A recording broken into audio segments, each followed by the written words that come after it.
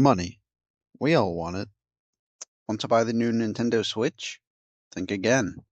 Want to buy the newest iPhone? Nope. Want to watch TV without spending a majillion dollars on 50 streaming services? Tough luck. Okay, so there's a lot of expensive wants in the world. Big deal, just manage your money better. At least you can eat. At least you have a home. Side note, this part is pretty tricky to calculate. Obviously, you're not expected to buy an entire house at once, but the money spent on housing can vary greatly depending on your payment plan. So here are some easier to digest graphs. To make the data more fair, I'll be using the data from percent of income spent on housing. Still not great. Okay, so you may be living in a box and eating ramen noodles all day, like myself, but at least you are alive, right? Oh dear, not good. Okay, well, just go to college and get a high paying. Yeesh. Well, the true magnum opus of this economic crisis is the current living cost versus the median wage. The truth is, not only do we want money, we need it. Unfortunately, even in the face of all of these issues, we can't simply raise the minimum wage to meet living costs. For one, unemployment would be through the roof. For another, minimum wage is meant for low level workers, teenagers with a summer job kind of thing. Is there some way to make a golden utopia where everyone makes living wage? Maybe, but I barely passed econ, so I'm not the messiah to bring such a thing. I blame my teacher, who spent more time looking at football highlights than teaching. Thanks, no thanks, Mr. Bagley. But I digress. If we can't meet the living wage, we can at least make it better. A staggering 11% of Americans were living below the poverty line in 2023. The solution seems simple. They need money, so pay our workers more. Give minimum wage workers a higher wage. Of course, this only factors in the percentage of workers able to work. But poverty is such a complex issue that we have to start with more straightforward variables like changing a few numbers. Raising the minimum wage should be a win-win, right? People who are barely living off of the current minimum wage would be helped. The median wage would increase and everyone would be happy. Unfortunately, no. There will always be problems when increasing the minimum wage. To start with, the unemployment rate would change even if the wage does not meet the projected living wage. Higher wages means the workers are more expensive to employ. If a company wants to spend the same amount of money as before, they would have to lay off workers. If Company A has a hiring cost maximum of $50 an hour and they have to spend at least $10 an hour per employee, they can only have 5 minimum wage employees. If the minimum wage gets raised to $15 an hour, they still can't spend any more than 50, so they can only have 3 employees. Well, 3.33, but I'm not sure a third of an employee would be very useful. Okay, so is this avoidable? It seems like any increase of wage by this logic would be very bad. Fortunately, that was an oversimplification, and in reality, the increase could go much smoother. To start, here's a graph that I pulled from an academic study called The Impact of Increasing Minimum Wage by Robert Parker. Now, if you're like me and have no idea how to read economic graphs, this looks like a bunch of lines that make your brain hurt. So let's dive into what the lines mean. The yellow line is labor supply, which means the amount of people who want to work. If the wage goes up, more people want to work, so there's a higher supply of labor. The blue line represents how many people companies need or want to hire. Like with my small business example, they only want to spend as much as they can afford, so the more expensive employees become, the less they'll want. When the wage is above the demand, there are more people who want to work than companies that want to hire, leaving them unemployed. Thank you for listening to me mansplain unemployment.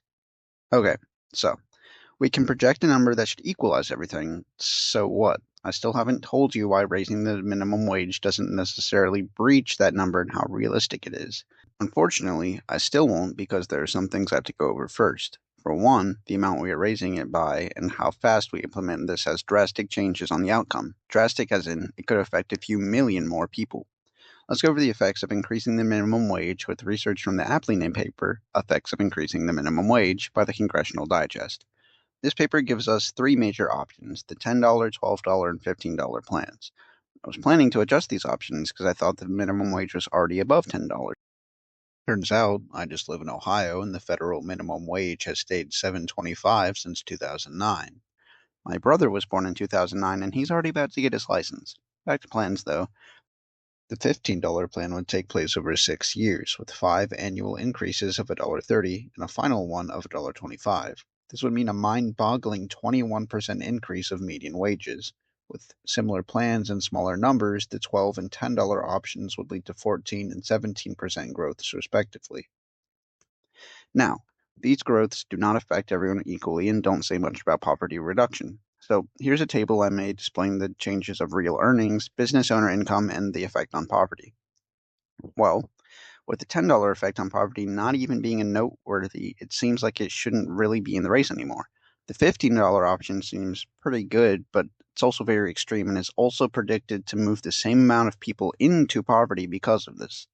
Now, the only option left is the $12 option. Hooray! We found our winner. Or did we? The $12 option is expected to help at least 11 million people. This spills over to more than just the workers living at minimum wage. To put that into perspective, that's more than the entire population of Ohio now living more comfortably. Unfortunately, this doesn't even make a dent in poverty reduction. Heck, the $15 option didn't. 1.3 million out of almost 37 million. And now the $12 option with only 400,000. Sure, technically 11 million people are helped overall, but only 0.4 million actually escape poverty. The worst part is that the unemployment rate remains a large issue. Following this plan, 300,000 people will lose their jobs. This is not a small number of people. Relatively, sure, it's 0.0009% of the US, but reducing real lives of real people to a number is not the path I want to take. However, a new dark horse has entered the race, not changing anything at all. Will the economy just get better on its own? After all, this video isn't about how to increase the minimum wage, but if it is necessary or the best option. The article, Who Benefits from a Minimum Wage Increase by John Luprestri and Kevin Mumford attempts to answer this. They use a lot of math and graphs and tables to get to the bottom of this. However, the math looks more like some sort of ancient incantations in my eyes. Nonetheless, the study goes over the effects of a large wage increase, a small wage increase, and no wage increase. Looking over their evidence and findings, it seems like the result found is that larger wage increases, such as the $12 and $15 options, do in fact have a better effect and actually spill over to the higher wages, helping everyone. However, smaller increases are worse overall and end up having worse effects than not having a wage increase whatsoever.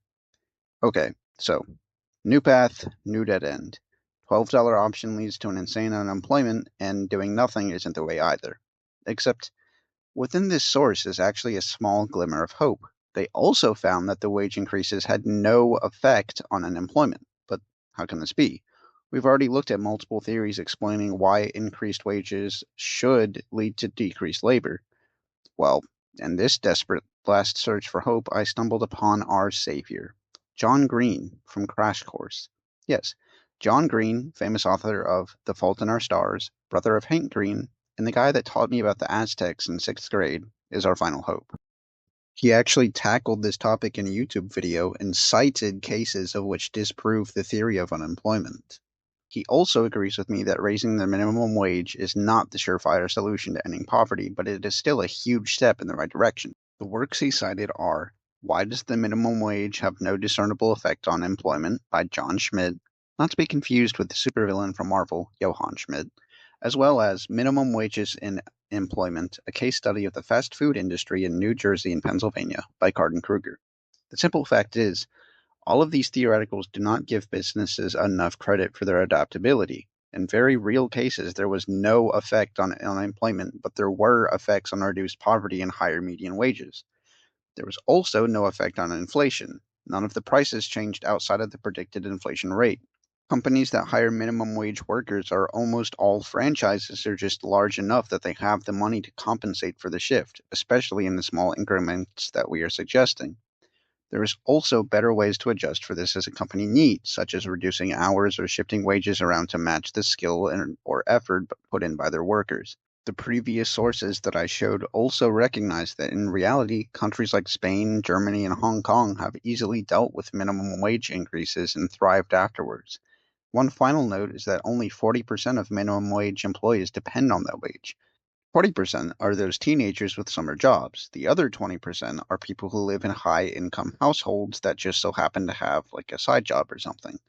These employees are way more likely to be cut if the off chance a company does need to lay off workers, which is still a pretty favorable outcome, all things considered.